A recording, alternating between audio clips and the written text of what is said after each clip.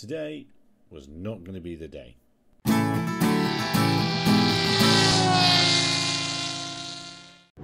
This is where I'll say I'm waiting. I'm coming back from the school run and I'm going to say now I'm waiting for the sun to get higher to go out and take images of cows to try and count them again. It's Friday, it's fly day.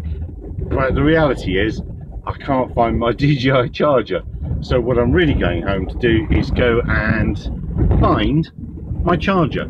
That said, I've noticed something this morning. The low-level clouds are whipping along. We live about 5,000 feet, and it gets cold here. Colder in the morning than the seaside, which is about 100 kilometers that way in a straight line, and that creates a big difference in temperature, and it creates a low-level wind. And quite often here we will get 30 knot winds at 500 feet for the first few hours of the morning, until the sun heats the ground, mixes this air that's down here, and it slows it all down. All friction happens, and that's exactly what's happening this morning. I can't see any good example of clouds to show that, but that's a thing called low-level nocturnal jetting, and you will get that in Europe. Oh look, here's some more of Steve's cows. Those are the ones. We'll come back and get Steve's cows later. Especially good if they're there. Yeah, no, that can happen in Europe, and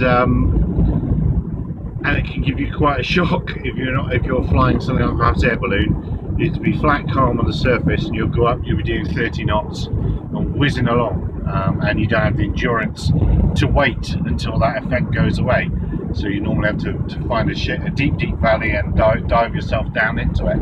Anyway, where I wanted to go with this sort of bit was quite often I see people that have got apps that say whether it's safe to fly or not, and they question them, which is fair enough, but they're really not thinking about the whole picture. You've got to think about the weather. Not only the weather that's happening as you take off, but the forecast weather. It might be calmish on the surface, or it might be at the limits on the surface for your machine. But if you jump up 100 feet, it might be 10, 20 knots over the limits.